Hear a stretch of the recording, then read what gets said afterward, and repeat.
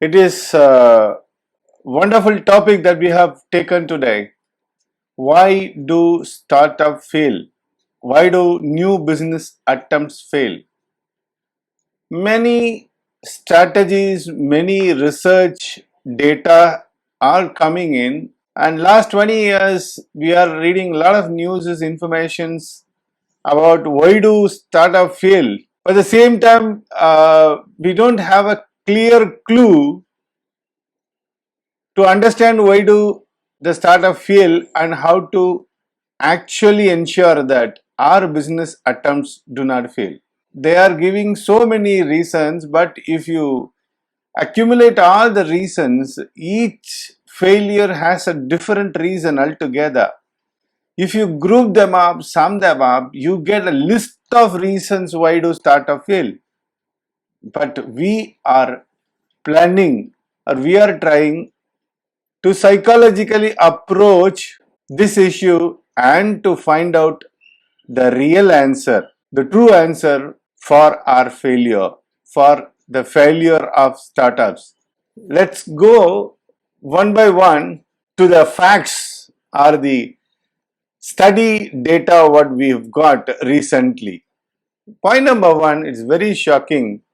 90% of new startups fail. There's nothing wrong in failing, but you cannot keep failing often. You cannot keep on failing in our attempts. Second data says 75% of venture backed startups do fail.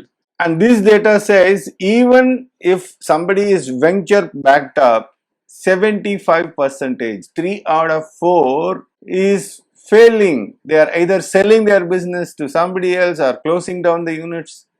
What they lose is not only the money, they lose their morale. That is the greatest part that we need to consider. Third data is also very shocking. Under 50% of businesses make it to their fifth year. Those people, those who have got initial kick-ups, initial start, they do not cross a fifth year. And only 33% of the survivors, they make it to the 10th year mark.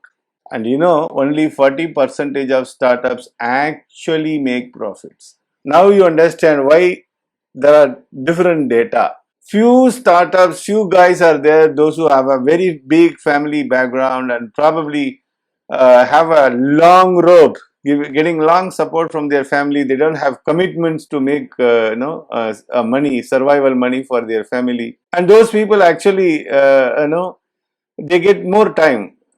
They get more time to relax and probably plan, face some failures, face some losses. And I know one of my friends who's doing a business in his own building, and probably he is getting a huge amount of money as rentals.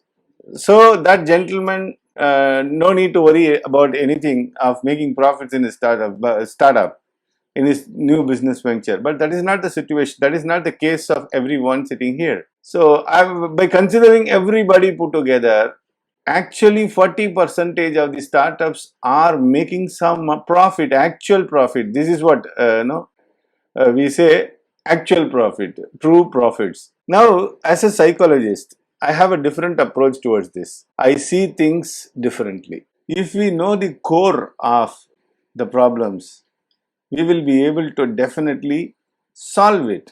Science has 4 phases. If you understand these 4 phases, you will be able to really believe in what I say. First one is identifying the problem. Second one is observing the problem, closely observing the problem. Third one is predicting the problem. If we do these 3 stages properly, fourth stage you will be able to beautifully, easily, strategically do it. Fourth stage is controlling. So if you identify a problem, now we've identified a problem. So many startups are failing. And second stage is observing, predicting. Third one is predicting. Fourth one is controlling. Now what happens? Many business consultants, business coaches, trainers, not many, I would say, few of them or many of them, they do actually identify a problem, jump into onto the fourth stage of controlling it. Many of us do identify a problem. We are aware of what's happening, and without doing the second stage called observing and predicting, third one predicting, if we can predict accurately, then only we will be able to control it, right? Why do people actually fail? The first reason is that they get inspired by seeing another person's success. I would strongly say that is wrong. That should be stopped. If something is working for me, it may not work for others. That is what beautifully the experts, business consultants, business writers, business consultants, they say, do not do things by seeing examples, do things by observing the averages. Someone has started a business in Chennai, and in 10 years he opened up 5 branches. In 15 years he crossed 100 crores of business, and in 25 years he became one of the top business people in Chennai. That is a case study. That is an example. You have to actually read the averages. How many business are started in Chennai between these many years, and how many businesses are successful? Now what we are seeing, that this data is average. It is not an example or exclusive, it is not a classical example or exclusiveness. Even if you do study the case studies, we have episodes of success case studies. Even there, we actually go into a deep analysis. Now let us get into why do they fail and how to become a successful entrepreneur, or how to stop these failures. Why? No business fails, only business people fail. You have to believe this. There is something wrong in the people, among the people, those who are doing the business. The underlying fact is that now there is no Guru Shishya relationship. The Guru Shishya relationship is no more. We are not willing to learn by surrendering ourselves. They are unable to teach us by hand holding. Who are they? They are the people, those who are our bosses. If you go and join somewhere for a job, or if you do start something by just, with the advice of somebody, he will just advise you. He will tell you, do this, have the shop here, or, do like this, and that's all. They don't hand hold you. Now, what happened before 50 years? What happened before 40 years? There was an absolute Guru-Sishya relationship. Most of the businesses were transgenerational. We inherited business from our forefathers, and we developed the business or sustained the business and gave it to our other generation, next generations. Now what happens? I'm the first generation entrepreneur. In that case, what I lack, where do I fail? I'm not willing to learn by surrendering myself, because I don't know to whom I have to surrender to. I had the same trouble. I started taking somebody as my role models or mentors, and I started moving close with them. Either they were substandard or they were trying to use me for their own favors. Only very few many people helped me. Only very few actually explained me about the nuances of this business. I didn't expect the opportunities from them. I didn't expect them to give me opportunity or probably spoon feed me. All I wanted from them is to be a true friend, a true mentor to guide me properly. Many people guided me something which they are not supposed to do. Many people wanted to take money from me, grab money from me. This is what happens when we surrender to more people, those who don't have any commitment to help us. But you see, the business hubs or the business units or the self-employed, those who have surrendered themselves to a proper boss or proper mentor, and if they follow the rituals of the industry, they never fail. I would like to share 2 classical case studies.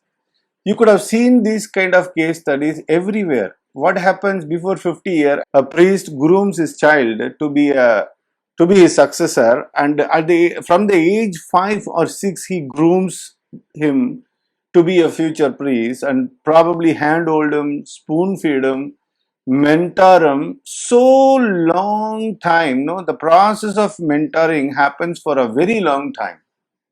From the age 7 or 13, they handhold them and parallelly teach them the profession, and they take them up to age 25 and then give them freedom. One businessman, he was the first generation businessman. So how do he started his business? It happened in Nagarkoil, a place called Nagarkoil in southern part of Tamil Nadu.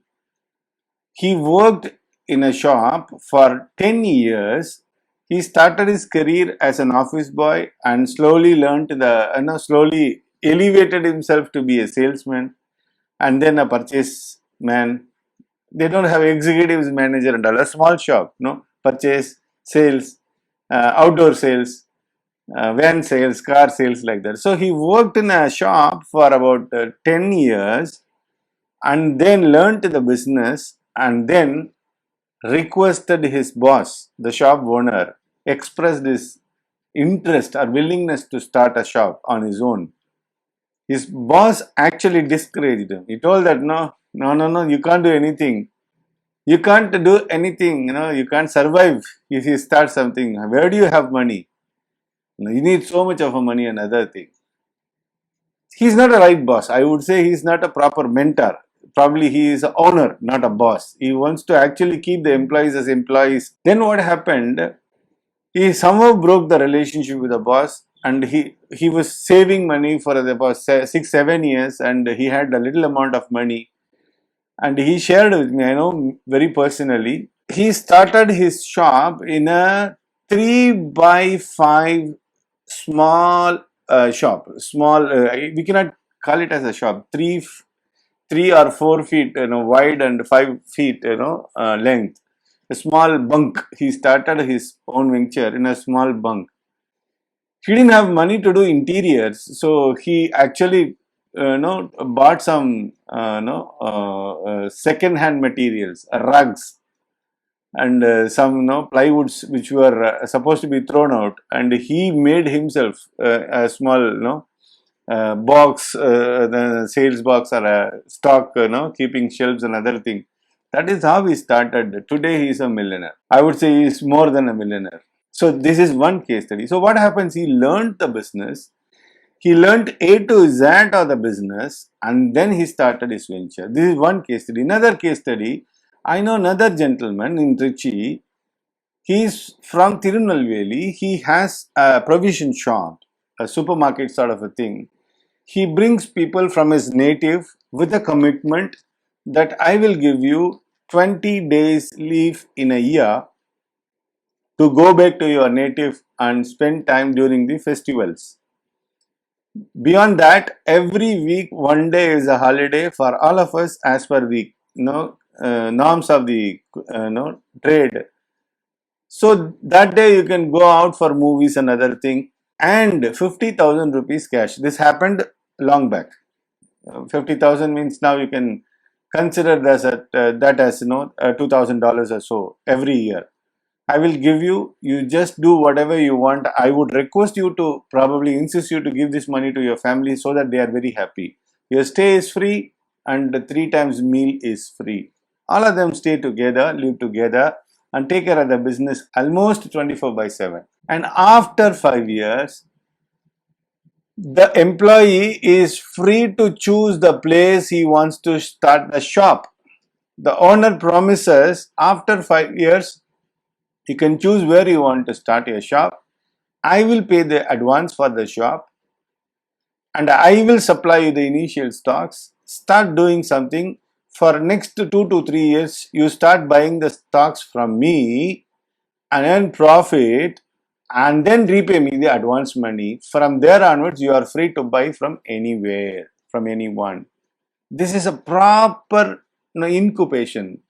5 years, he stays with this guy, learns the locality, learns about, he become familiar with the place and also learns the business.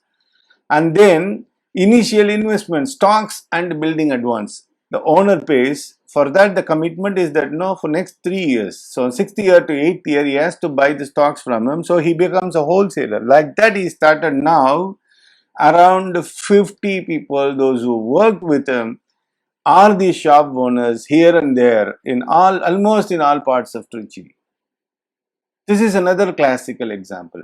So we cannot bring back the old days where our father coached us, handled us, where our grandparents taught us, our cousins taught us, our uncles taught us. That we cannot bring back, because in one family, if 4 people are there, 4 are doing different businesses.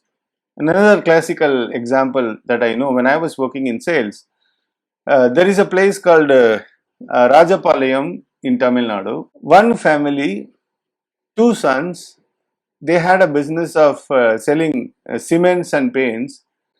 And the first son, as per their culture, the first son, he is going to take care of the business, which was developed by the father. Now, what they will do for the second son?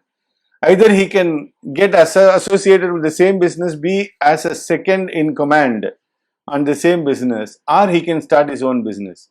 The second son, he is educated, and he is more educated than his elder brother. He wanted to be on his own. So what they did, they opened up almost like a branch. They opened up a different entity in a different city called Madurai for the second son.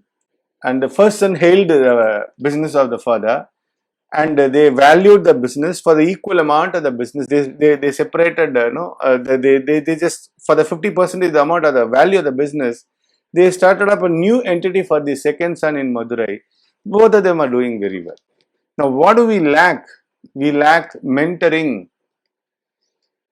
We start doing things without proper education, proper hand holding. That is the major reason of this data. The data reflects the poor mentoring and poor hand holding of people.